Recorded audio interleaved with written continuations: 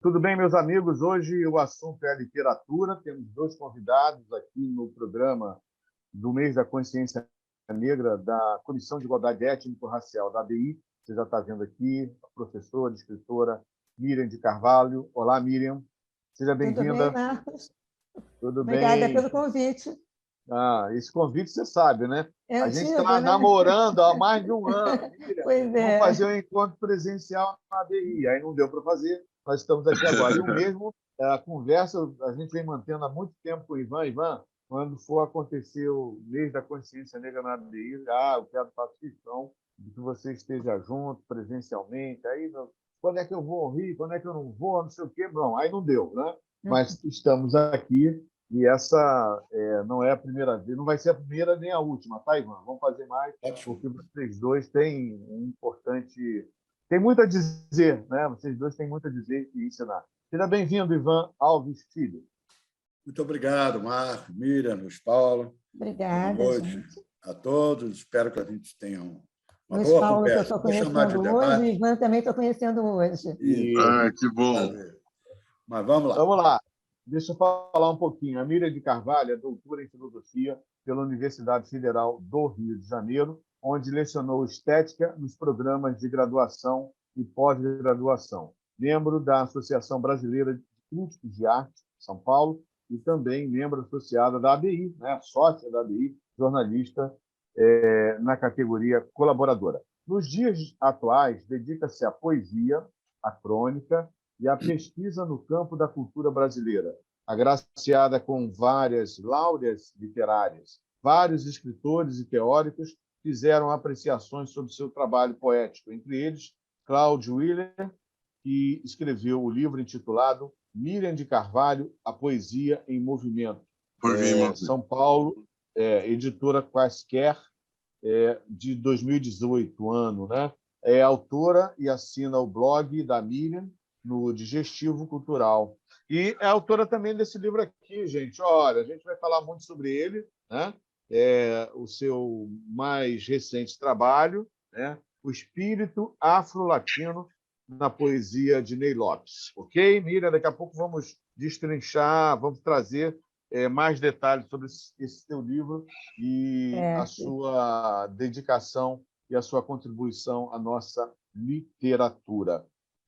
Vou falar um pouco agora também sobre o Ivan Alves Filho. Ele é filho, né, do Ivan Alves, um jornalista que durante muitos anos chefiou várias redações no Rio de Janeiro, né, uma pessoa muito importante e também muito querida. Amigo do Rui Xavier, hein? Olha só, a responsabilidade. Não é para qualquer um, hein, Luiz Paulo? Não é para qualquer um. não. Não é.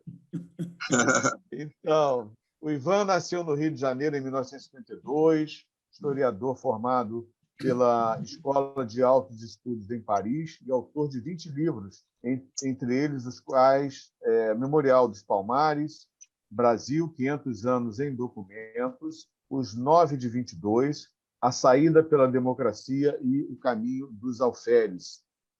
Dirigiu mais de 40 documentários com figuras de destaque da vida política e cultural brasileira, no quadro da série Brasileiros e Militantes. Entre eles, Oscar Niemeyer, Nelson Pereira dos Santos, Astrogildo Pereira e Ferreira Goulart, além do Leandro Ponder. A lista é grande, né? Se a gente for citar todos aqui, são 40 nomes importantíssimos para a nossa inteligência, né? Para a nossa memória também afetiva. Ivan Alves Filho tem centenas de artigos publicados em revistas e jornais em todo o país. Foi editor do Guia do Terceiro Mundo e do suplemento Jornal do País. Bom, vamos começar essa conversa, Miriam, com você. A câmera fechou, ela é rebelde, está aqui, estou de volta. Falando especificamente sobre Ney Lopes, o espírito afro-latino na poesia de Ney Lopes. O que motivou você a realizar esse trabalho, né? E como foi, né, descobrir nas letras e na poesia de Ney Lopes esse espírito afro-latino? Como é que você define esse espírito afro-latino na poesia de Ney Lopes? Eu estava falando antes para o Ivan, antes de iniciarmos, que eu comecei a fazer a pesquisa pelas letras, que são poéticas. Não há uma distinção no Ney entre letra e poesia, porque todas têm autonomia. Mas há dificuldade muito grande da citação, porque as gravadoras cobram. E eu não consegui desenvolver o trabalho com as letras, então resolvi fazer o trabalho a partir da poesia de livro, não sei se está dando para ver, Poétnica, Sim. editado pela Mórula, e a Mórula foi absolutamente flexível, cedeu os direitos todos, não houve problema algum, e eu pude trabalhar mais ou menos durante 3 anos analisando a obra do Ney, que eu acho uma obra assim, importantíssima, que ela leva a uma discussão que pode ser desenvolvida do ponto de vista da crítica literária, que é centrada na oposição entre a função social da arte e a arte pela arte. E eu opto pela função social da arte.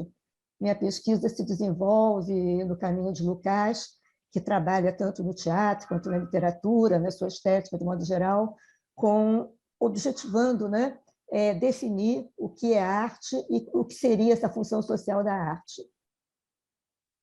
Muito bom. Deixa eu fazer uma pergunta aqui para o Ivan, aí depois eu rolo a bola para você, porque eu não sei, Ivan, nós dissemos aqui no início que são 20 livros, 30, 40, eu não gravei aqui a quantidade, mas eu vou te fazer uma pergunta muito difícil.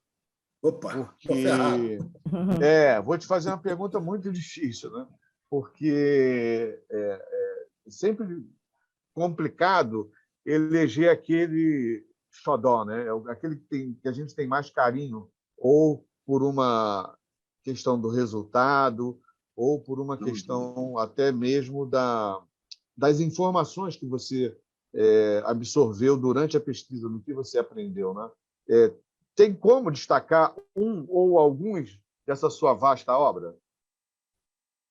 Eu acho que sim. Eu acho que o primeiro livro individual, de 88, foi um primeiro trabalho em 81, depois saiu mais completo em 1988, é o Memorial dos Palmares. Por que eu digo isso? Claro que outros trabalhos depois foram marcando, né? Palmares pelo seguinte, eu tinha aí 16, 17 anos, meu pai me passou o livro O Quilombo dos Palmares, do Edson Carneiro, né?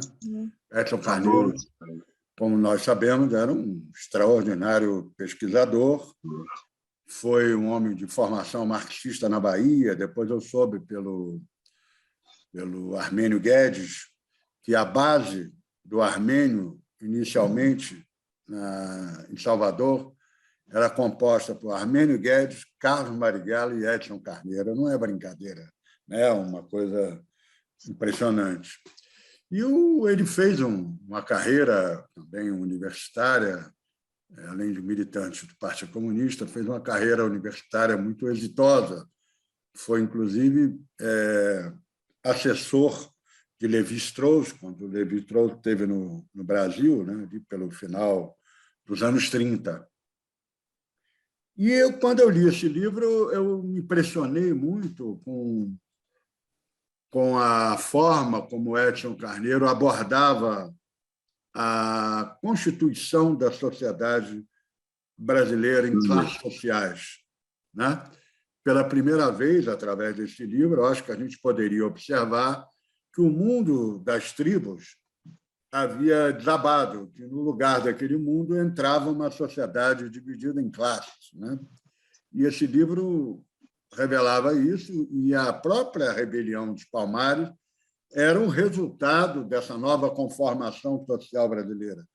Se você quiser, para encurtar, as roças indígenas cediam espaço para o latifúndio e o trabalho livre cedia espaço para o trabalho escravo, escravizado, né? Então, foi realmente uma coisa muito rica para mim entender as bases da formação da nacionalidade E uma vez no exterior, né, o período da ditadura foi um período muito conturbado, eu saí muito jovem do Brasil, eu me agarrei a Palmares para entender a formação do meu próprio país, né? Eu não sei se eu obtive sucesso, mas o fato é que a última edição de Palmares foi em 2013, e eu comecei a estudar Palmares em 74 para 75. Então, é um tema, um livro, uma paixão que eu carreguei pela vida fora. Então, acho que foi um marco inicial para mim. Não sei se eu respondi a sua Ótimo, pergunta. ótimo. Obrigado, Ivan. Luiz, vou passar para você. Tá bom. Então, professores Ivan e Miriam, olha, eu acho que é para os dois assim essa pergunta.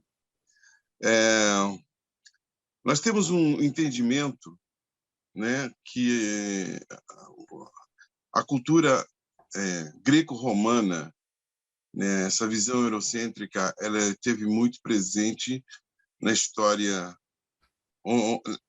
teve muito presente porque até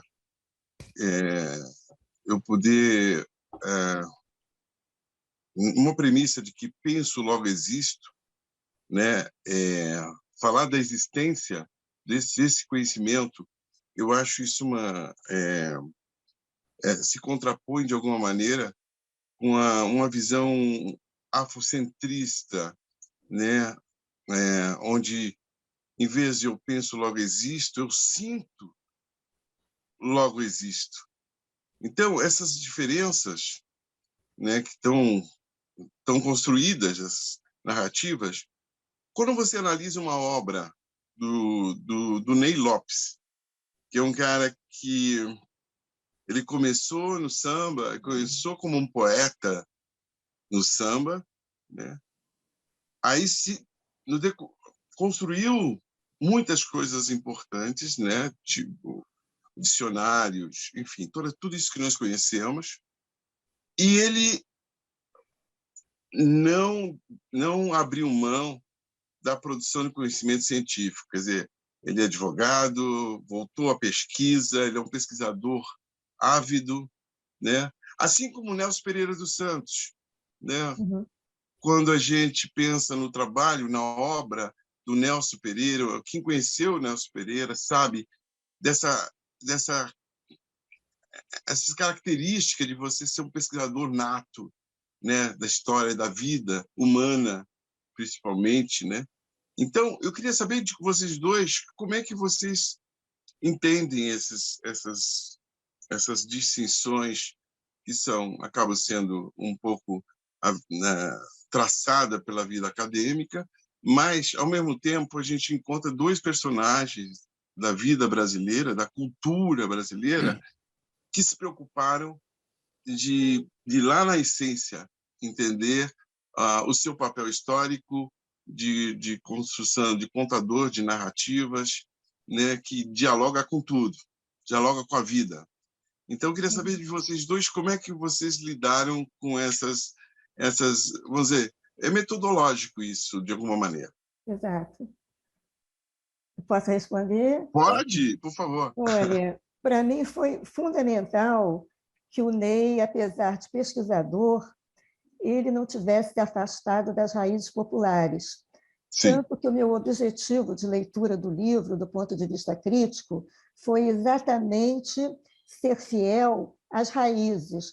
Por isso que, ao invés de consultar livros tradicionais conhecidos didaticamente na universidade, eu fui ao Quitabo, que é um livro de autoria também do Ney, onde ele faz todo o levantamento do pensamento, eu diria, filosofia africana, que as pessoas têm muita restrição a usar esse termo com relação à África, com relação ao Oriente. São apenas formas diversas de pensamento, e tão válidas quanto as formas ocidentais, que, inclusive, são menos antigas, né?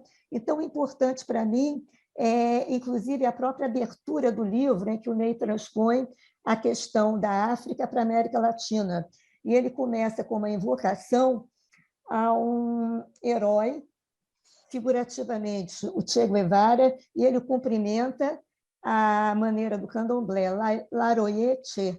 Ele faz uma reverência, né? Laroye Che. E, logo a seguir, ele dá uma continuidade a isso através do poema Licença, quando ele diz: licença que eu vou cantar, porque cantar é uma bênção. Isso é tão importante que ele está pedindo licença para cantar e não para escrever. Isso é puramente oral, africano, isso é muito bonito. Não, muito, muito interessante isso. E Laroye é o Exu, né? É o Exu, né? O Exu que é tão mal visto, e, na é o realidade, orixá ele é o das guardião, comunicações, né? ele O orixá é o abridor de caminhos, de né? caminhos. Por isso que ele pede permissão para cantar numa determinada função, que é a função libertária. Exatamente. Nossa. Ok. Agora é o Ivan, né, que vai responder a pergunta do Luiz. Eu não estou tratando E propriamente. você fez um documentário com o Nelson Pereira, né? Eu acho que é clássico isso. O Nelson era uma figura extraordinária, como você falou aí, justamente por essa capacidade de unir. Eu acho que a grande cultura brasileira é aquela cultura fronteiriça, né, Luiz Paulo? O Ney é isso. Uma vez até eu escrevi um negócio desse, acho que ele gostou. Ele é uma espécie de Mário de Andrade da segunda metade do século XX, né? E ainda está com a gente, eu sei disso, mas ele começa a produzir já na época. Era um samba-enredo, né, que ele fez lá para o Salgueiro, né? São Palmares, não é? 65, já. Ele devia ter aí 8 para 9 anos, porque ele foi precoce, né, Miriam? Ele era bem novinho, está com 80, 65, ele tinha isso. Estou brincando, 20 e poucos anos. Mas homens como o Ney Lopes, o próprio Nelson Pereira, o Mário de Andrade, eles conseguiram essa síntese entre o erudito, que você quase que acentuou, dizendo que era um pouco racional, não era isso que você entende bem? Eu penso lá assim, e o popular, o sentimento, quer dizer, Pixinguinha. Pixinguinha era um homem de formação erudita que foi para o popular. Villa-Lobos era um homem de formação popular que foi para o erudito. Se encontraram na fronteira dessa belíssima criatividade brasileira, né? Os dois. Então, você não pode classificar o Pixinguinha como apenas um experimentalista erudito ou apenas um popular, né? Quase que no plano do folclore, e o Villa-Lobos também não. Mas eles cresceram juntos por causa dessa síntese maravilhosa que a gente tem, que a gente pode chamar de uma cultura de fronteira. Oscar Niemeyer também tem isso. Oscar Niemeyer falava, o ondulado que está no trabalho dele é o ondulado das montanhas do Rio, do corpo da mulher, que está presente na obra de Aleijadinho, aqui em Minas Gerais, né? Você olha uma igreja barroca portuguesa, ela parece a caixa de fósforo, né? Ela é assim, né? E pega o nosso Aleijadinho, ele introduz um ondulado, um requebro, eu diria, nas igrejas. Então, essa síntese realmente é o que faz a riqueza. E o velho Marx, que era um homem da razão, dizia uma coisa muito interessante, falava o seguinte: o homem só faz sentido pelos sentidos. Olha aí. São os sentidos que nos compõem. O olfato, o tato, o paladar, tudo. Nós nos humanizamos pelos sentidos. Exatamente. Não sei se eu respondi a sua pergunta. Não, perfeitamente, perfeitamente. Nossa, é isso mesmo. A resposta é essa. É interessante também que parece que esses artistas eles conseguem fazer uma transitividade entre o popular e o erudito, né? Que enriquece a obra e enriquece também o pensamento. Eles conseguem os dois caminhos. Claro. Miriam, vamos continuar aqui no livro O Espírito Latino, na obra de Ney Lopes, porque você faz agradecimentos aqui à editora, às edições musicais Tapajós, mas você começa fazendo um agradecimento ao professor Ivan Cavalcante Proença, mestre das práticas e temas relacionados aos direitos humanos e primeiro leitor deste livro, né? Quando ainda inédito, pelo aconselhamento e incentivo à escrita do capítulo sobre carnavalização, né? Esse programa é muito pouco, né? Não tem como. A gente não vai ter tempo de falar de Ney Lopes, Ivan Cavalcante Proença, Oscar Niemeyer. Responsa. Pena que a gente vai ter que trabalhar mais, Luiz Paulo. A gente vai ter que trabalhar mais, porque com certeza. Vai ter que eu sou aluna do Ivan Proença há 20 anos na oficina literária. Sim. E aí todo esse elo, ele sempre é a primeira pessoa a ler meus trabalhos todos, tanto os trabalhos teóricos quanto os trabalhos de poesia. Sim. E é uma coluna de sustentação muito forte Muito dentro da importante, porque ABI, muito ele vai no ponto importante. certo e, ao mesmo tempo, ele conhece a teoria literária profundamente. Quando ele dá um aconselhamento, ele não erra. É curioso isso. E também eu acho que a afinidade política, né, que nós temos, não só com ele, mas também com a Isis, que é a esposa dele, Sim. é um aconselhamento. Qualquer problema também eu ligo para a Isis. O que é que você acha? E ela lê meus trabalhos também. Que legal, que legal. Muito bom, né? Muito bom ouvir isso. O que você tem de imaginário aí também, de memória afetiva com relação a Ivan Cavalcante Proença? Você que está longe do Rio, né? Já há algum tempo, né? Mas certamente pode ter convivido com o professor Ivan Cavalcante Proença. O teu xará, Ivan.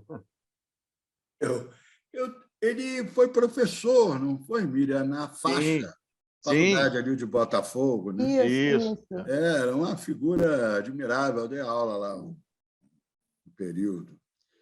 E eu tenho a impressão que havia muitos amigos em comum na parte de teoria literária e conhecia muito literatura. Eu acredito, a Miriam pode confirmar melhor, que o Nelson Werneck Sodré era muito amigo dele, não é? Sim. Sim. Tem, inclusive, pelo menos alguns trabalhos do Nelson que ele faz referência de Exato, uma forma exato. muito carinhosa, né, a ele. São essas figuras que ajudaram a construir o que a gente poderia chamar de contra-elite no Brasil. Exato. O que é isso? Não era elite financeira, aquela elite cultural, né? E isso não Hoje em tinha dia é nada. tão rara, né? Pois é, aquela elite que passava alianças, viu, Luiz Paulo, com a realidade popular, por exemplo. O governo Jango foi riquíssimo nisso, né? Nós tivemos Darcy Ribeiro, Celso Furtado, figuras que caminhavam no sentido de aplicar no país aquelas reformas, né, que se chamava à época de base, estruturantes, né, e que a inteligência se colocava a serviço disso junto com todo um movimento popular. Seria até interessante voltar um pouco a essa questão. O nosso geógrafo lá, o Milton Santos, da Bahia, o irmão, o Milton, também, que era jornalista lá em Salvador, figuras que ajudaram a pensar o Brasil no sentido de uma transformação social. Faz muita falta esse tipo. O Nelson Werneck era isso, o Ivan, o Caio Prado, né, o Darcy Ribeiro, Santiago Dantas, né, gente que colocava o conhecimento a serviço, não é para instrumentalizar, mas sabia que o país precisava desse conhecimento deles para avançar um pouco mais, de uma igualdade, de resgate, né, de uma perspectiva social mais igualitária, pelo menos, né? Dessa oportunidade a todos. Faz falta isso. Não, eu tenho o privilégio, né? Agora eu vou tirar um pouco de onda aqui, porque pode tirar. Conselheiro, não, vou tirar onda, porque como conselheiro da ABI, eu tenho o privilégio de participar das reuniões, e o professor Ivan também, ele hoje é do Conselho Consultivo, mas quando ele participa das reuniões e se pronuncia, a gente tem que abrir o caderno para anotar, entendeu? Porque é muita mensagem, é muita informação. Obrigado, e ele é muito professor generoso, Ivan. né, Marcos? Ele é muito Totalmente. generoso, né? Quer dizer, a gente faz parte de um grupo, né, do selo ABI, que está sendo construído, e as participações dele é assim: o que eu posso ajudar? Eu ajudo, eu faço. Não, pode contar comigo, eu vou. Essa Muito disponibilidade, né? Humaniza o processo, que você não pode errar, né? Você tem que aí aumenta a tua responsabilidade, né, com relação a esse posicionamento. Marcos, eu vou colocar uma questão aqui. Vai com você. Pode ser, né? A gente já consegue enxergar, né? Você dá um Google, você conversa com algumas pessoas, e eles já, olha, já dão um perfil. A Miriam tem essa trajetória, ela é importante por causa disso, a relação dela com com o tempo, ela se preocupou com a estética, né? Foi matéria de graduação, de professora de graduação e pós-graduação. Como é que vocês hoje, qual é o que ocupa o tempo de vocês, né, pensando no Brasil, depois de tanta contribuição que vocês vêm dando na trajetória histórica de vocês? Como é que vocês estão enxergando o Brasil, né? Quais são as saídas? Como é que é pensar o Brasil hoje diante de tudo isso que a gente está vivendo aí? Miriam, vai você. É muito Aí que depois difícil, mas eu Miriam. acho que essa participação popular que nós temos, de trabalhos através das lives, através, inclusive, de pesquisas na rua, eu acho que é um momento, né, das reivindicações, depois desses 4, eu diria 6 anos de obscurantismo, de violência, né? Por exemplo, durante o período da pandemia, eu moro aqui no Flamengo, eu fui para o Largo do Machado fazer uma pesquisa sobre arte popular, entrevistei aquela série de artistas novos que estavam na rua, porque antes nós tínhamos aqui no Largo do Machado 1, 2 artistas, e depois da pandemia, por uma questão de miséria, não é nem de pobreza, não, miséria mesmo, dezenas de pessoas na rua de várias áreas, músicos, pintores, escultores, gente fazendo abajur. Inclusive, foi uma oportunidade muito boa para eu repensar certas questões da crítica de arte, para não fazer uma diferença entre arte e artesanato, que é um dos pontos muito difíceis de se tratar na crítica de arte e que alguns autores veem ainda com preconceito. Você pode encontrar na rua alguém que pode estar aparentemente fazendo artesanato e fazendo um trabalho absolutamente original. Então, acho que esse contato com o povo é fundamental. Entrevistar, conversar. Eu, atualmente, inclusive, converso quase todos os dias com um morador de rua que está me oferecendo matéria para escrever um romance. Eu já tenho assim, pilhas de escritos e vou me lembrando daquilo que ele fala. Quando eu chego em casa, vou fazendo lá meus rabiscos, isso vai gerar um romance. Então, acho que o contato com o povo é fundamental. Inclusive, para quem produz alguma coisa de arte, eu acho que é esse o momento. Eu não sei, acho que o Marcos tem esse meu livrinho aqui. Tem sim, Miriam. Alto do Boi Tem, Menino, que eu peguei o Bumba Meu Boi e fiz uma revisão atual, fazendo uma inserção de novos personagens da situação do Brasil desses 4 anos. Então, vocês encontrariam ali o Demo Armado, o Demo Mercantil, o Asno Parvão, que é o juiz do roçado, enfim, todos esses personagens que estão aí no nosso mundo, né? Eu acho que é uma forma de popularizar e fazer acessível a outras pessoas. Maravilha. Ivan? Bom, olha, o que eu acho do Brasil de hoje? Rapaz, se você tiver uma pergunta mais fácil, isso aí Não, tem saída não tem. A saída é sempre coletiva, né? Não tem jeito. Mas eu acho que tem... É mais para entender, Ivan, o que você está pensando hoje? O que isso vai, de alguma maneira, contribuir para as coisas que você acredita? Né? Você é um documentarista, você é um pesquisador, é um professor, tem uma trajetória incrível, importante, né? Importantes contribuições para se pensar o Brasil. Né? Então, o que a crise que nós vivemos, né, em todos os sentidos, o que ela te ajuda ou te atrapalha para o desenvolvimento dos teus projetos de hoje? Vamos lá. Não, a pergunta continua difícil, hein, Ivan? Eu só pioro, né? Eu vou piorando. Continua difícil, mas você tá certo, é isso mesmo. Tem que perguntar. Agora, eu acho o seguinte, tem 3 pontos, eu acho que da trajetória brasileira, que eu acho que a gente não pode abrir mão. Eu acho que é o entendimento do mundo do trabalho. A gente se distanciou muito. Quando eu digo a gente, a esquerda, se distanciaram muito da realidade do trabalho. Eu vou voltar a isso.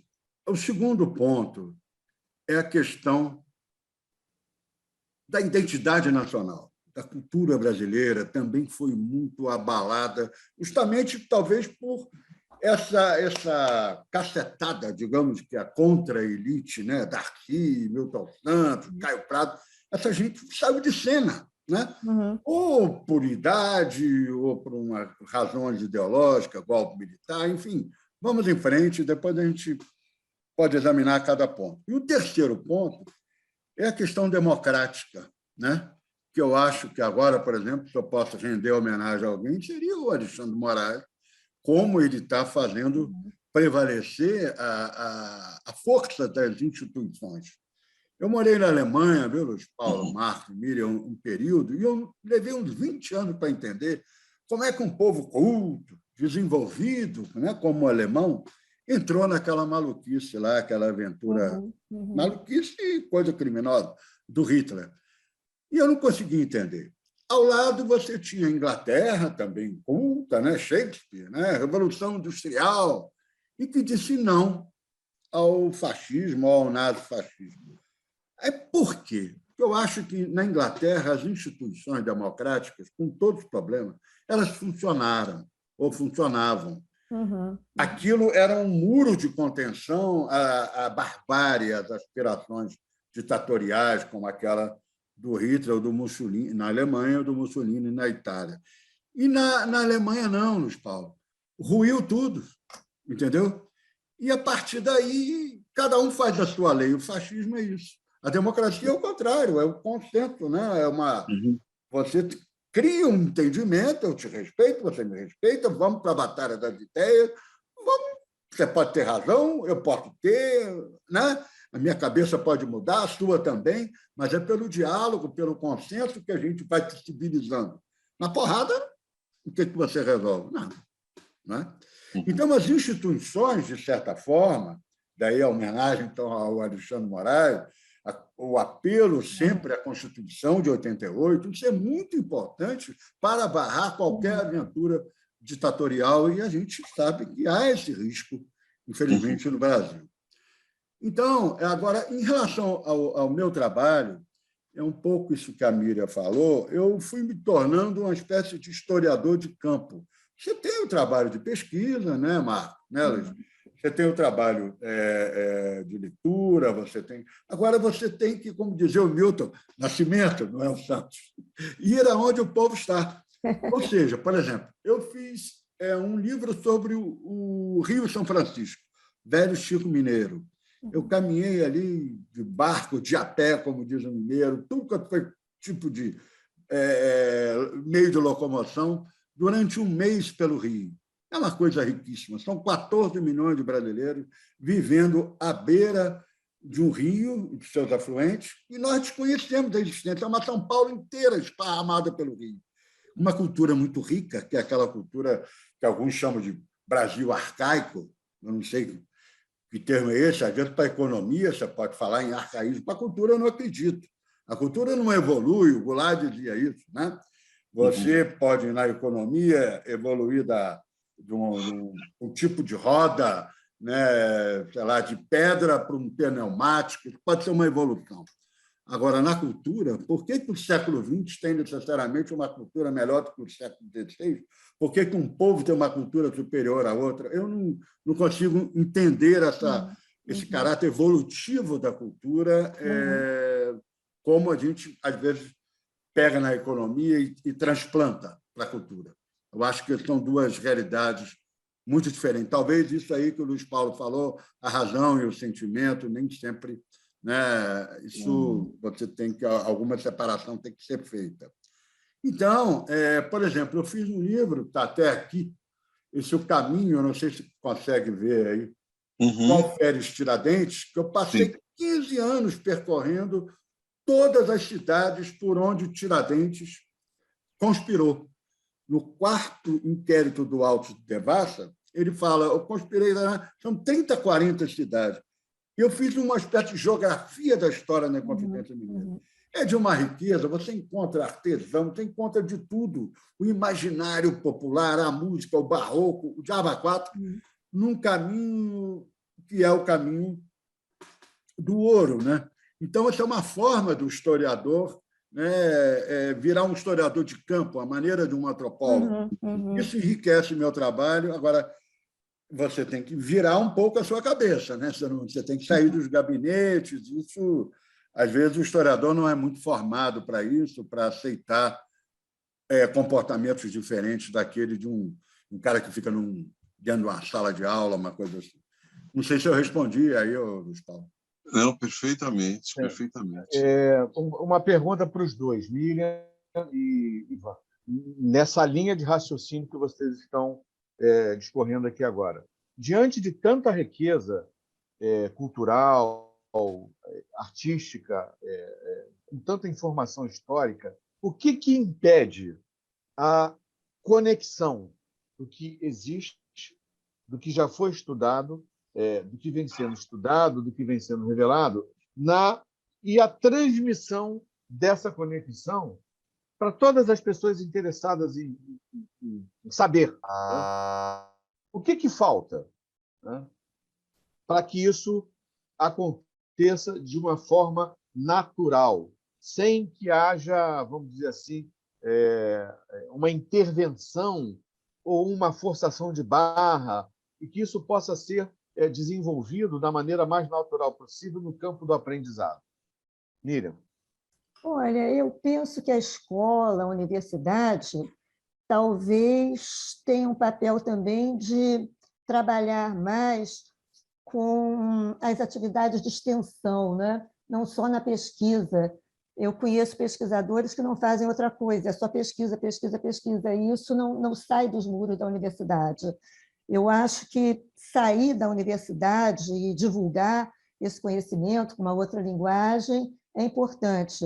Agora, por outro lado, também é preciso que a própria escola se reformule, né?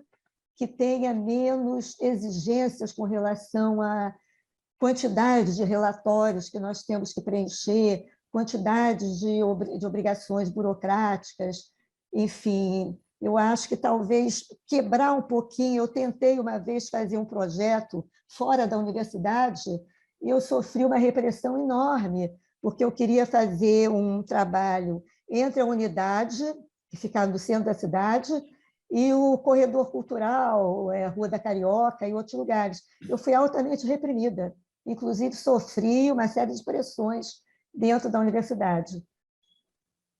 Resolvi, inclusive, até me aposentar mais em função disso, que eu vi que o trabalho que eu queria desenvolver eu não ia conseguir. E, por outro lado, eu fui sendo discriminada por várias pessoas, eu diria até que assédio moral mesmo. Enfim, eu acho que é muito difícil, mas eu acho que uma reformulação da própria escola, nos vários níveis, trabalhar com arte, alguma coisa mais criativa, trabalhar talvez com a criação literária também, que ela envolve a palavra, né? E a palavra vai se desdobrando em vários níveis. Observar, inclusive, a possibilidade de uma carnavalização da palavra.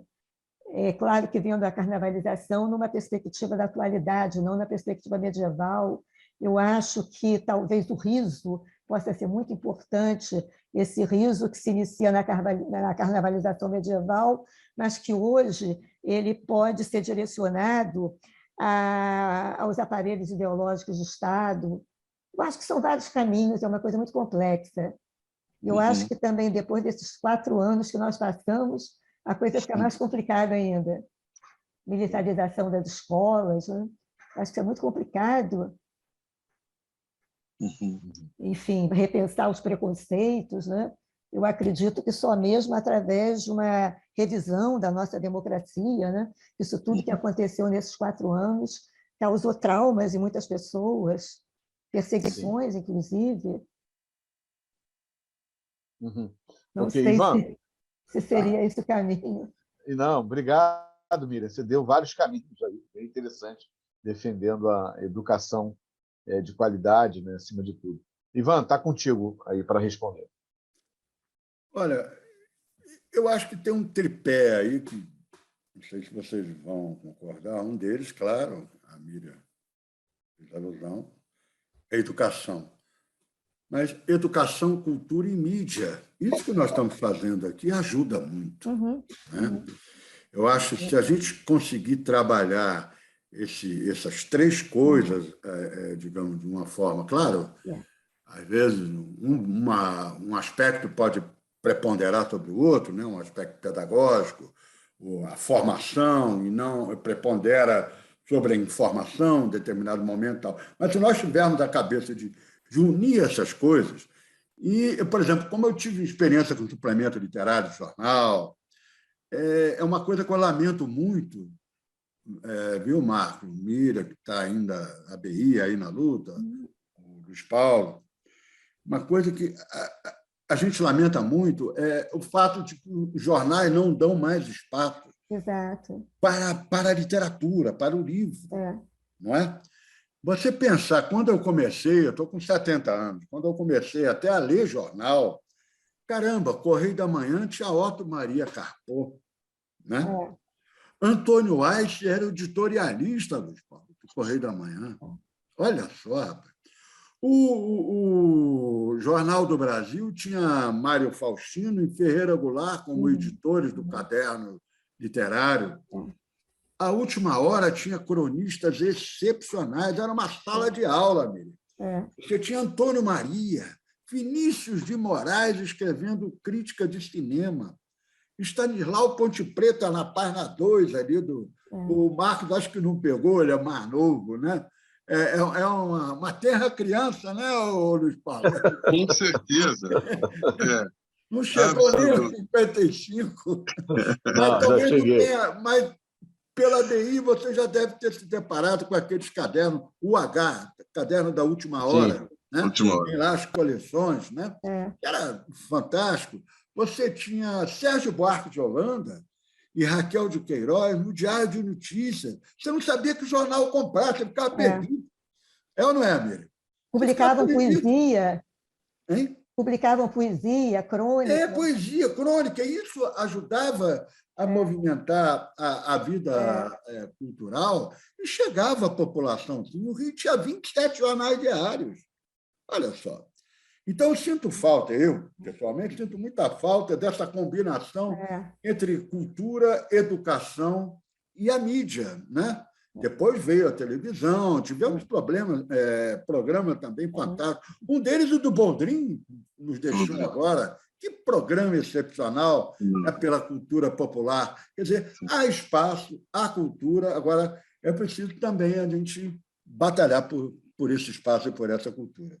Eu vou aproveitar nessa linha fazer. Eu tenho duas perguntas que eu estou angustiado aqui. Eu tenho que fazer. Vocês vão me bombardear, Miriam, vou fazer essa pergunta. Uma delas eu vim do mundo analógico, né? Eu acho que o papelzinho, você escrever na cadernetinha, você ter os cadernos, anotar, né? Eu comecei a fazer uma pesquisa uma vez sobre a Rua do Ouvidor. Que é uma rua maravilhosa. Uma história, até Tiradentes tinha ele passava alguns dias ali naquele período antes de acontecer tudo que aconteceu, né, em Minas Gerais. Mas a Rua do Ouvidor era uma coisa incrível. Então você sentava ali, eu fui na Biblioteca Nacional, pesquisei, anotei no meu caderno, não era nem laptop, era caderno. Então o mundo analógico ele me dava uma proximidade. Eu acho que isso com a realidade que eu estava vivenciando. Quer dizer, era uma coisa, eu podia sentar e conversar com o dono do boteco ali, porque ele está ali há muitos anos, viu muitas coisas, né? Até do crime, até a morte do Getúlio.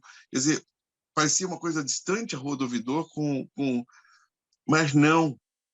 É uma rua escolhida pela cidade do Rio de Janeiro durante um período. Então, essa coisa do analógico era muito grande. E agora, o mundo digital, ele aumentou a velocidade. Parece que você aumentou a pressa de ver e enxergar, né? De olhar o seu entorno. de sentar ali, observar. Isso parece que entra no Google Map e aí puxa lá para você ver, localizar onde é que fica aquela rua.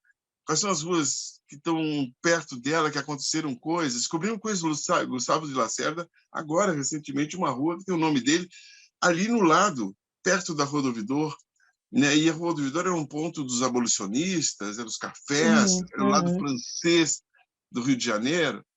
Então, como é que vocês lidam com essa velocidade e as novas tecnologias que elas aparecem com pretexto, né, de ajudar e otimizar? Com certeza ajudou muito, vem ajudando, mas em compensação, outras maneiras de você construir uma pesquisa, uma análise, enfim, dificulta, porque ela é uma espécie de um constrangimento.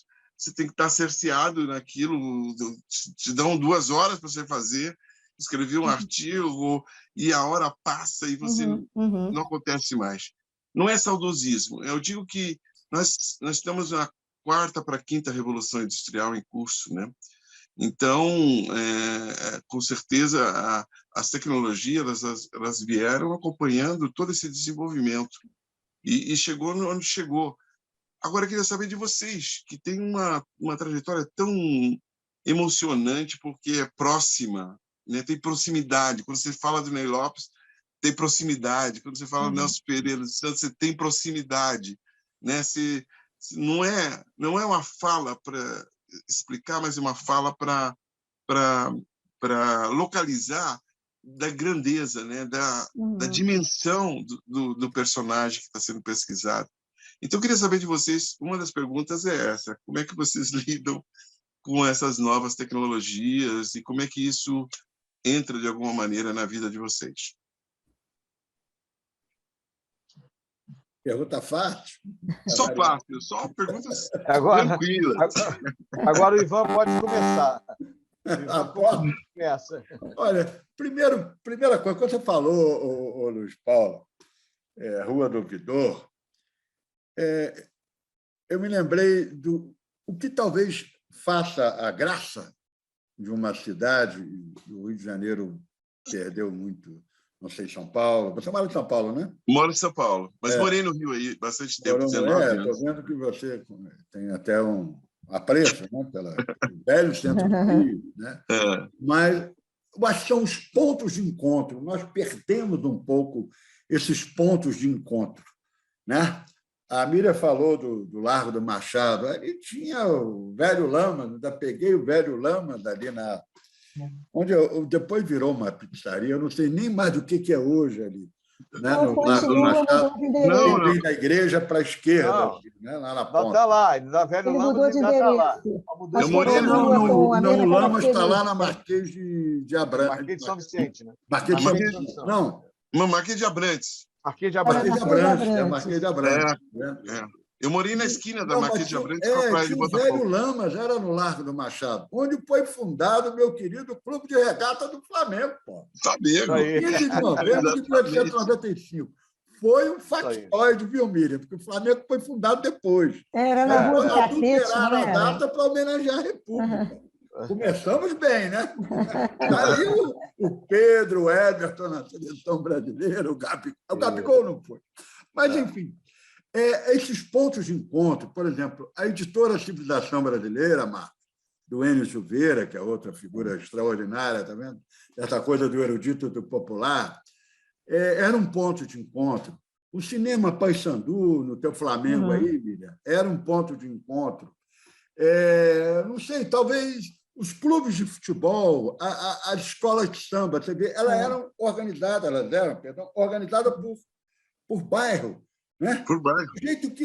Sujeito que crescesse na Mangueira, se torcesse pela Portela, era enforcado vivo, não dava, né? O cara era de Madureira, não podia ser mangueirense, porque aquela expressão local, um ponto de encontro local. O cara que nascesse no Flamengo tinha que ser flamenguista. Nascesse em Laranjeira, que fosse tricolor, pode arroz, o problema é dele. Do Botafogo, quer dizer, os clubes, Bangu, tudo, Padre Miguel, a escola de samba, eram expressões locais. Eram pontos de encontro. Eu não sei se devido ao crescimento, à selvageria do capitalismo, uma urbanização louca que o Rio de Janeiro teve, essa que é a verdade, principalmente durante o regime militar, com aqueles negócios de gabarito, foi sufocando essa vida popular que talvez subsista, consiga sobreviver quase que nos subterrâneos, né? Mas jogando populações para as periferias das cidades e tal. Então, o que eu sinto falta realmente é isso, desses pontos de encontro. E aí não há tecnologia que responda a isso, né? Ela nos ajuda na pesquisa, na agilidade, no tempo, às vezes você economiza tempo e tal, mas a reflexão, a vivência, essa vem dos pontos de encontro, a meu juízo. Viu? Okay. Miriam, quer refletir um pouco sobre a colocação, a pergunta do Luiz Paulo? Sim, sim. Olha, do ponto de vista da conclusão de um trabalho, praticamente quem trabalha em pesquisa, em literatura, tem que se render à tecnologia. Mas o próprio fazer, ele é alguma coisa muito sensorial. E eu descubro aqui no Rio que há outros pontos de encontro, não aqueles do meu tempo de estudante, mas outros. E eu consigo manter um certo relacionamento com pessoas amigas com frequência. E mais ainda em São Paulo, eu acho que São Paulo conserva mais a tradição. E como eu tenho meu contato literário todo em São Paulo, eu vou com frequência e nós vamos para bares e vários encontros, por exemplo, Casa das Rosas, alguns bares de São Paulo famosos, vai aquele bando de gente, toda vez que eu chego lá, é um encontro maravilhoso. Então, eu acho que o tipo de trabalho que eu faço, ele tem que ser mesmo uma coisa do corpo a corpo, tem que ser feito no local. Eu estou com um livrinho pronto sobre a cidade do Rio de Janeiro, que já está indo para a editora, que eu escrevi sobre a cidade inteira. E eu fui aos locais, lugares, inclusive, que eu não ia desde criança, mas dei um jeitinho de ir até lá. E quando eu vou a São Paulo, que eu também estou fazendo agora um livro sobre São Paulo, eu vou aos lugares. Eu acho que o trabalho da literatura, quer dizer, no meu caso, a poesia e a crônica também é alguma coisa de muita presença, que eu não consigo fazer à distância. E, quando muito, eu saio com o celular, eu sou péssima fotógrafa, clico em alguma imagem e um amigo meu que trabalha nessa área, eu não sei como é que é feito, mas ele refotografa a imagem que está precária no celular e ele recupera como fotografia, pronta para edição. Então, são assim duas experiências. E eu preciso de ajuda na parte tecnológica, porque eu não sei fazer nada disso. As tecnologias não te abalam assim, Não, né, não me Miriam? abalo, não. Não me abalo, não. E Ótimo. também não me impedem o corpo a corpo. Eu ando em São Paulo quilômetros, e aqui no Rio também. E vou descobrindo outros lugares onde as pessoas se encontram.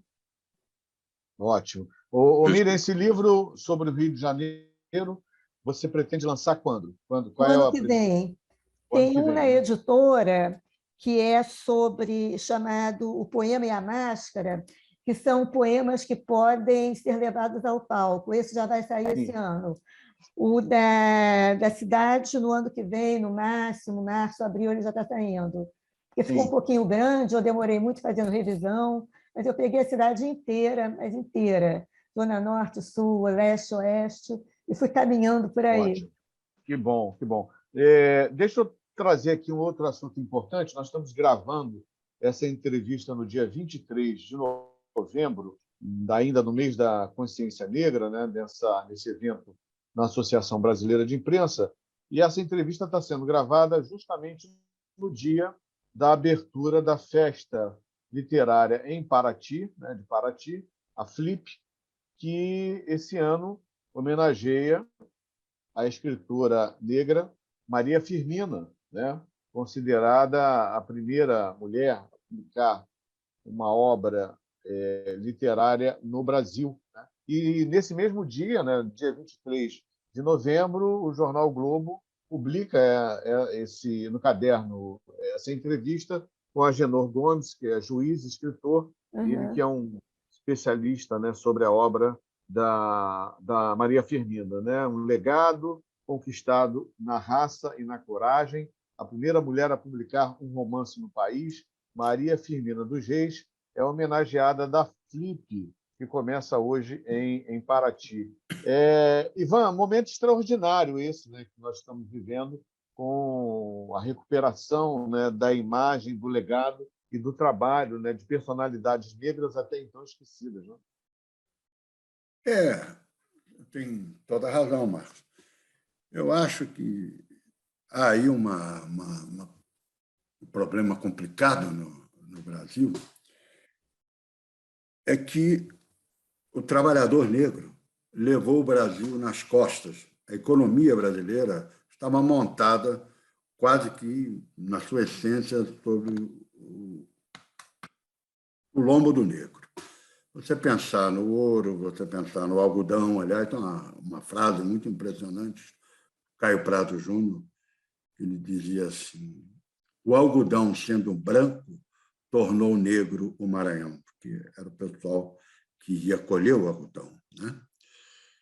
Então, o algodão, o açúcar, o ouro, né? Seja a extração ou o plantio, seja o que for, baseado no trabalho. E, ao mesmo tempo, que você tinha essa integração forçada, mais integração à economia, você tinha uma exclusão no plano jurídico da própria, uma tentativa, durante séculos, de excluir o homem negro da nacionalidade brasileira, que, aliás, só veio com a República, com a Constituição de 1891, né? 2 anos após a proclamação da República.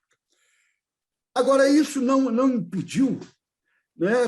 A força dessa cultura era tamanha que a gente não pode falar em cultura brasileira sem a presença. É impossível. Né? Você falou agora há pouco da romancista. Eu posso lembrar outros. O próprio Machado de Assis, né? Fundador da Academia Brasileira de Letras, Gustavo de Lacerda, fundador da Associação Brasileira de Imprensa. E por aí vamos. Na própria engenharia, tal, você teve uma presença muito significativa, o que também revelava... André Rebouças, né? André Rebouças, né? André Rebouças, pois é. Revelava que havia brechas o tempo todo. Aqui em Minas, por exemplo, tem músicos assalariados em orquestras populares, a Lira Siciliana de Prados. Até hoje tem um encontro com o pessoal da USP, que organiza anualmente um encontro de música barroca em Prados, e tem lá uma orquestra. Já em 1717, remunerava os músicos negros. Olha que coisa interessante. Então, havia uma brecha, né, até para a remuneração, digamos, salarial de trabalhadores da cultura. E isso foi um espaço conquistado no peito e na raça. Né? O período que eu tive na Unesco, tinha a convite de uma figura extraordinária, que era um embaixador do Senegal, que era segundo homem da Unesco, diretor executivo, que era o Dudu Diene, amigo pessoal, inclusive, de Nelson Mandela. E o Dudu falou assim: esse negócio do tráfico, me apresenta pediu um projeto sobre tráfico negreiro e tal. África, América. Eu falei: Dudu, a minha visão é a seguinte: de um lado, você teve uma acumulação primitiva de capital, é inegável, né? E feito em cima do trabalho negro. Né? Por exemplo, a gente pensa só no ouro, na extração, no acúmulo disso, daquilo, mas os armadores ingleses ganharam muito dinheiro trazendo negros nos seus navios. Né? O primeiro navio que a coroa britânica participa, né, do tráfico negreiro no século XVI, chamava Jesus Cristo. Olha só, botaram nomes. O Cristo foi o homem mais torturado da história, rapaz. Crucificado vivo, não é?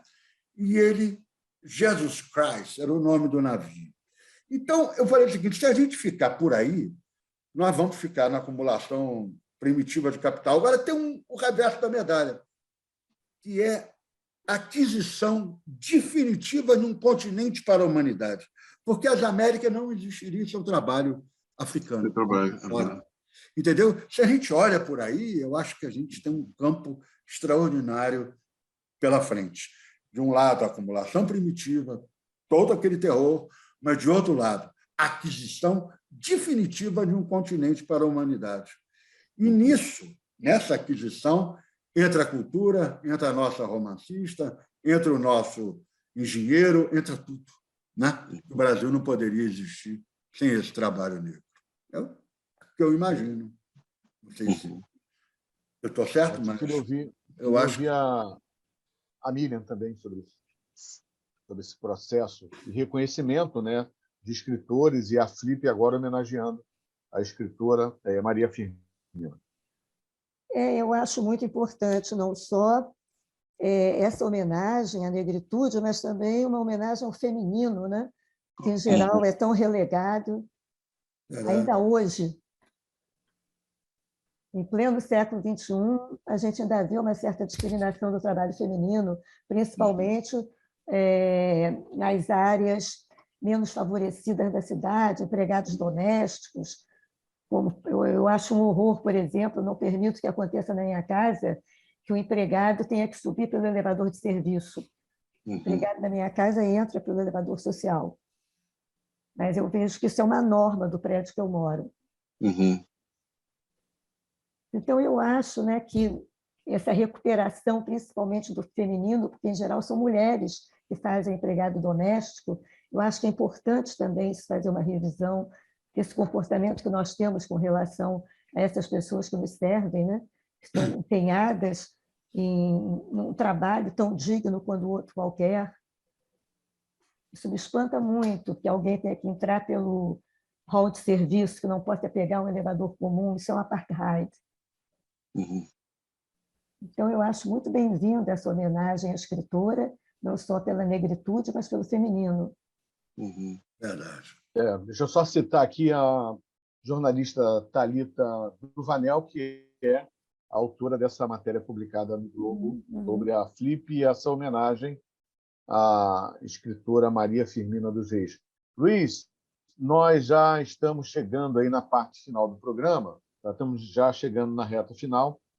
Vou deixar com você a última pergunta e cravando, né, a certeza de que Ivan e Miriam, nós não conseguimos esgotar o assunto, não queremos esgotar o assunto, e a gente quer continuar ouvindo vocês numa próxima oportunidade. Luiz, a última pergunta está com você. Vai você, Luiz. Então, vamos lá. Não, bom, eu pesquisei um pouco da história de vocês, né? E identifiquei muita coisa legal que eu gostaria de perguntar aqui. Mas só para mostrar um pouquinho da diversidade de assuntos temáticos, tanto literatura como crítica de arte, né? E também as pesquisas do Ivan, de procurar sempre entender que Brasil nós estamos falando, né?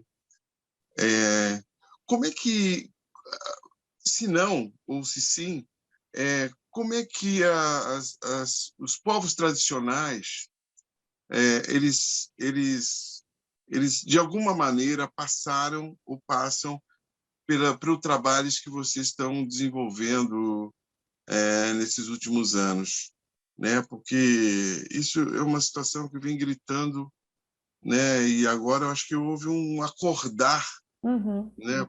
Para os povos tradicionais, acordar também para a latinidade, né? A gente está olhando para o Atlântico o tempo todo, por que não retomar esse olhar para o Pacífico, que a América Latina é muito rica e a gente tem vou dar um exemplo. Eu conheci um reitor de uma universidade que tem 15 anos, a Universidade dos Pampas, uma universidade que tem 15 anos de idade.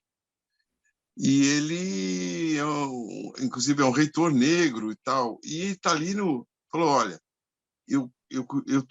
aqui as minhas pesquisas elas versam pela latinidade, pela América Latina, né? Tanto na economia como também na política, mas eu vivo isolado do Brasil, Parece que o Brasil não me enxerga, né? Agora, quem me enxerga muito bem é o povo do agronegócio, porque tem interesses. Até a retomada da cota do boi, né? Esqueci o nome, que era as cotas para os filhos de fazendeiros estudarem nas universidades. Então, eu queria saber como é que isso entra na reflexão que vocês estão fazendo nas devidas áreas que vocês atuam. Então, se isso é uma situação recorrente, ela acontece, e se acontece, de que maneira ela acontece? Vai lá, Miriam.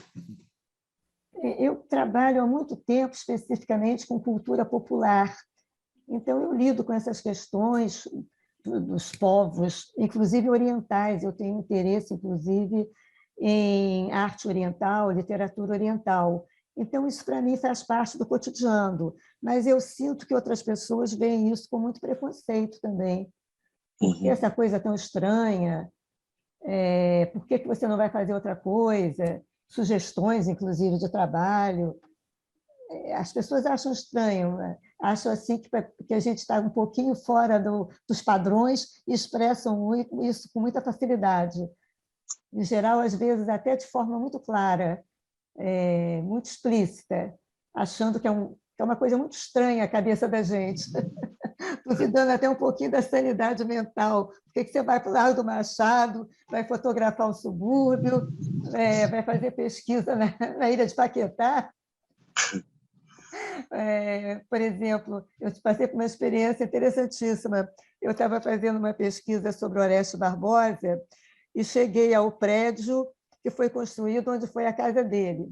Aí o senhor estava na porta, me recebeu muito bem, era síndico, e queria que eu subisse para falar com uma senhorinha que morava no último andar.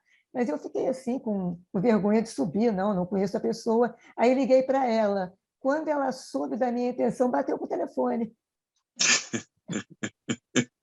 E fui a várias casas que eu tentei analisar a questão da arquitetura, né, do bairro. Algumas pessoas recebiam muito bem, mas outras não queriam nem saber. Mole. Então, às vezes é um pouquinho difícil realizar esse trabalho, porque eu vou realmente a campo, qualquer lugar. Uhum. Ivan? Bom, está com você. Tá, olha, essa questão da cultura popular junta um pouco com essa coisa da mulher que a Miriam se referiu. Eu me lembro que eu fiz deve estar por aqui, que o menino pediu para eu separar. O menino é você, viu, Marco? O menino pediu Obrigado, para eu separar. Ivan. Muito obrigado. Muito obrigado. Esse livro aqui, ó, já tem uns 20 anos. É sobre a nossa Aparecida Azedo, mãe do Luiz Carlos Azedo. Você talvez tenha conhecido. Sim, jornalista. Uhum. Jornalista. Nosso colega aqui na BEI também. Colega. Isso. E a Aparecida era um caso interessantíssimo. O Luiz Paulo, que é aí de São Paulo, ela era catadora de algodão, de café, boia fria, né? Com 8, 9 anos de idade, ela largou o colégio no 2º ano primário, nunca tinha visto um quadro na vida, e aos 42, 43 anos começou a pintar. A primeira exposição dela foi com Djanira, estava marcado na testa. Foi a última da Djanira e a primeira da Aparecida. Olha só, no Rio, no centro do Rio, ali na estação dos bondinhos, sabe, Marco? Uhum. Ali com quem vai para Santa Teresa, Nos Arcos da Lapa, né? Ali nos Arcos ali. E tinha lá um espaço, então, 1972. E quando ela deixou de ser boia fria, já costureira, minha mãe também foi, então a gente trocava muita ideia, as famílias eram muito amigas, ela uma vez encontrou um camponês daquele, o cara virou: ué, você não trabalha mais não, você só pinta. O trabalho era aquela coisa pesada, né? Era um instrumento de tortura na Roma antiga, tripalho, um pedaço de pau, né? Amarrava ali, quando o cara começava a fraquejar na labuta do campo, aquilo batia nas costas do sujeito, no lombo do cara, para ele novamente se reerguer e continuar a trabalhar. Então, a palavra trabalho vinha de tripalho, um instrumento de tortura. O sujeito não concebia, Miriam, que pudesse haver um trabalho prazeroso. É o que nós queremos para o futuro. Imagina, passear no Lamas. Passear no Lamas não é trabalho. Pois é. Aí fica aquele negócio, quem inventou o trabalho não tinha nada para fazer, aquelas coisas do povo. Né? Aí inventou o trabalho.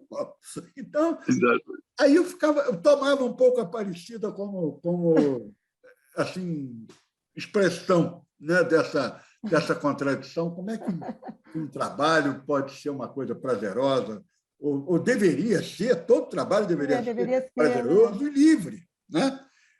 Que correspondesse à necessidade de cada um de nós, mas não é assim, na verdade. Sim.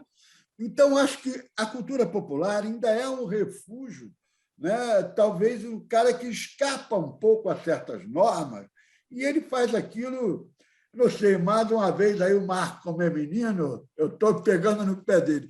O Cartola, esses caras, o Nelson Cavaquinho, que tocava violão ao contrário, ele pegava assim, era doido, né?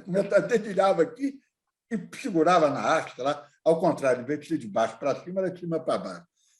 O Nelson Cavaquinho, como é que você chegava com um cara desse? O que é o trabalho? Eu sei lá, ele adorava o que ele fazia, não é? E o nosso Ney aí, eu acho que essa vertente do trabalho como uma coisa prazerosa, criativa, eu acho que a arte subverte essa porcaria toda e aponta para um mundo futuro, né? Que é o da cultura que a gente imagina, né, Marcos?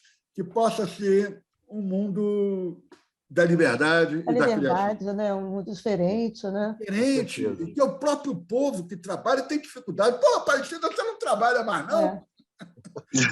Não é trabalhar, você está entendendo? É um negócio complicado, né? As pessoas vão projetando aquela coisa da escravidão moderna, inclusive. Né? Sim, escravidão moderna. Escravidão moderna. Mas, Luiz, trabalho prazeroso é o nosso, né? Esse privilégio de ouvir a Miriam, né? O nosso ouvir o Ivan. O Ivan estava falando prazeroso. Agora, eu lembrei de uma passagem, Ivan, no fim dos anos 70, o Nelson Cavaquinho ia ele chegava de manhã, ele pegava o ônibus aqui no Rio de Janeiro, meia-noite, chegava às 6 horas da manhã, e eu conheci o Nelson, assim, porque a gente produzia uns programas, enfim, shows, as coisas, nesse período, e aí o Nelson pedia para eu encontrar com ele, a hora que ele chegasse às 6 horas da manhã, lá na rodoviária de São Paulo. E eu fazia isso. Então, ele vinha uma vez por mês, maravilha. Ele já combinava, e eu levava até a Igreja dos Enforcados, ali na Liberdade, porque ali tem a Igreja dos Enforcados, a Igreja da Boa Morte, né? Porque ali tinha um calabouço, ali teve pena de morte, ali eram os lugar de enforcados. Execução, né?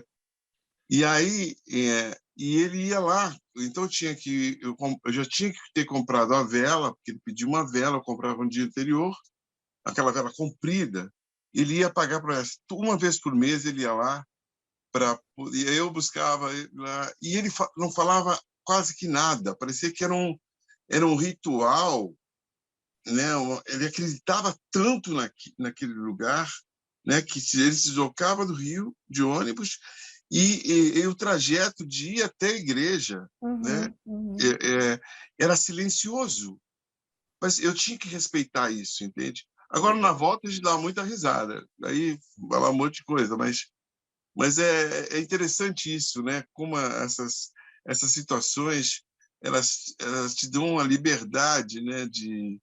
de entender toda a criatividade de um artista como o Nelson Cavaquinho, né? As suas relações com a ancestralidade, enfim, é maravilhoso isso, maravilhoso. Durou pouco, mas Nelson foi era intenso. PM, né, Luiz Paulo? Só te interrompeu um segundo. O Nelson era da Polícia Militar, era PM. Era PM. Esse nunca tinha prendido ninguém, se orgulhava. Nunca! Ele me falou isso. Nunca prendi ninguém. Nunca! Nunca prendi ninguém. Se eu pudesse soltar, eu soltaria. Para prender, nunca prendi ninguém. Aquela voz que parecia que tinha tomado um copo d'água com areia. Exato. Imagina ele, o humor dele de manhã, 6 horas da manhã, né? Era um humor, assim, eu tinha que respeitar totalmente, assim, porque era complicado. Agora, eu posso fazer uma sugestão para o Marcos, a gente já está terminando. Por favor. É o seguinte, Marcos, eu trabalhei em rádio, Roquete Pinto, com Procópio Mineiro, foi uma experiência extraordinária, fazer um programa de educação e tudo. O rádio teve um papel, não sei se vocês concordam, na cultura brasileira, que eu acho que a gente não imagina, não dá o devido valor. Como você é um homem de rádio, né? Todo aquele encontro do Roquete Pinto, por exemplo, com o Humberto Mauro, que gerou aquela série, né, brasiliana, foi feita a partir do contato deles em rádio, com trabalho de rádio, né, trabalho de educação, dizendo para o povo como é que faz uma fossa na roça e tal.